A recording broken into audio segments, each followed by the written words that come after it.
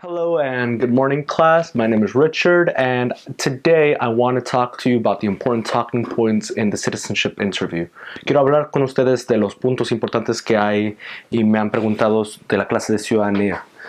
So, first things first, a lot of people have been hearing about public charge in the news recently. Public charge is this new law that went into effect August 15th and takes 60 days to go into effect, basically affecting people who try to petition others to come in. If you are applying to citizenship with Medicaid, with food stamps, and you receive the fee waiver, it is completely okay. It is more for people who have petitioned or will petition for somebody. Which leads me to a secondary topic, but I'll just cover it while I'm here.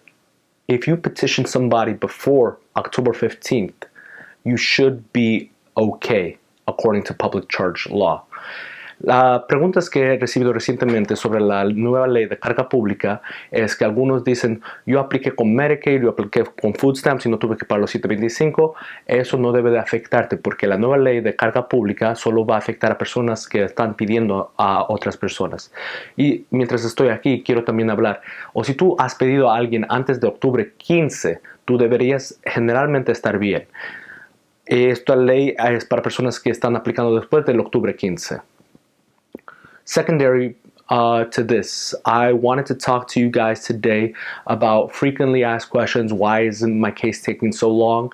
And let's review that today. So, in general, a few years ago, it used to take 3 months, 6 months, 8 months, and time has progressively been going up for people who are applying for citizenship. The average time based on all your classmates is now 11 and a half months, basically a year. El tiempo en averaje para pedir a una persona para que sea ciudadano es en averaje 1 año, desde el momento que tú aplicas y mandas en el postal hasta el tiempo que tú tengas tu entrevista. Another time-based question, how long after I send in my application are my fingerprints due? Your fingerprints are usually 1 to 2 months, 4 to 6 weeks on average, although some people do get them in 3 weeks or 2 weeks, but the average is right there on 4 to 6 weeks.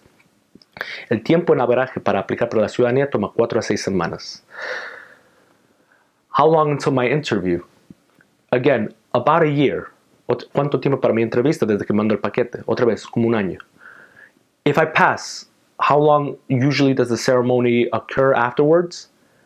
3 weeks to a month approximately is the average for people who have passed the interview on the first go and have and it takes about 3 to 4 weeks to get the letter home so that you can take your interview notice. Para recibir la carta de la juramentación después que pasas tu primera entrevista, usualmente toma 3 a 4 semanas. All of this, however, should be taken into account that if it takes longer than this time, you might want to talk to USCIS. So if you don't see it at the bottom of your notice when you receive it in the mail, you can always go to the USCIS hotline and call them up at their phone number. They speak Spanish and English, hablan español e inglés. O si tienen cualquier pregunta que su caso está fuera de tiempo, siempre preguntar a Inmigración, al Servicio de Ciudadanía, al 1-800-375-5283. If you are applying for citizenship and you feel like your case is out of the regular processing time, I would call 1-800-375-5283. USCIS is there for you in case your processing time is backed up, and recently it has been over the last few years, mostly due to an influx of applicants and several other factors, including new laws by the president, etc. So, what does this mean? Now I'm here taking my citizenship interview. What should I expect? The interview will be divided into 4 portions. The personal questions based off the N400 application you did. The 100 questions, the civics questions as it's commonly known. The reading section and the writing section. La entrevista va a ser dividida en 4 partes. Las preguntas personales directamente de la aplicación N400, la sección de las 100 preguntas, la sección de lectura, la sección de escritura. These are the 4 sections you must pass in order to receive your citizenship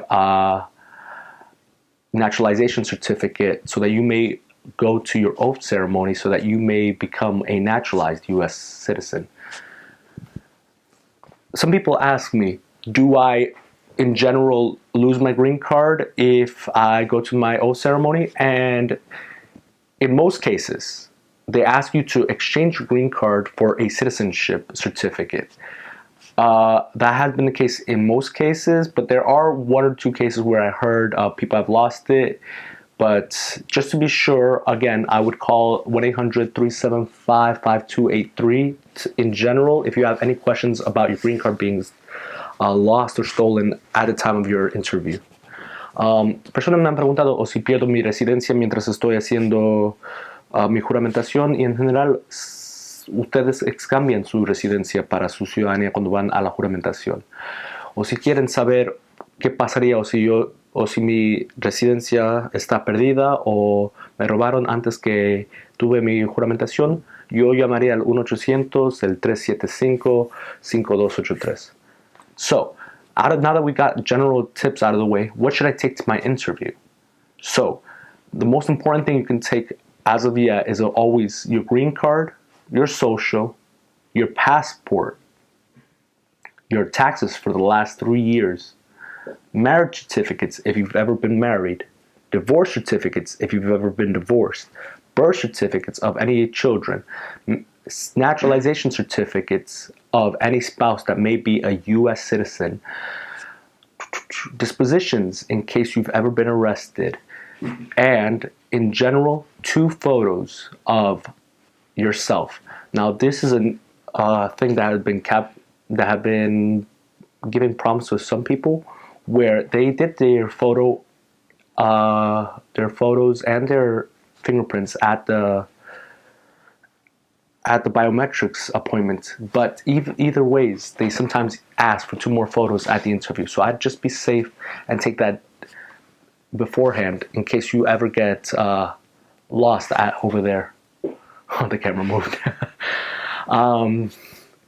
¿Qué debo de llevar para mi entrevista? Para en general, la carta que te deja entrar al edificio es la carta que te dan en el correo.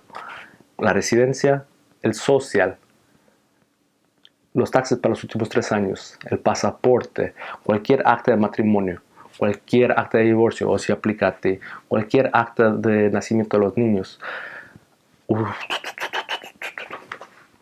disposiciones o si alguna vez has sido arrestado, 2 fotos de ti mismo, en caso que las que tomaron durante tu cita de tus huellas no están suficientemente claras, y taxes para los últimos 3 años. Estos son los más importantes documentos que puedes llevar a este momento. Por supuesto, contando la carta que te dan en el correo para tu entrevista. Ahora, o si ustedes tienen más preguntas, esto sería la primera de 2 partes. Lleguen para atrás para el siguiente curso que voy a dar mañana para que ustedes vean más. Gracias por su tiempo. Thank you so much for your time.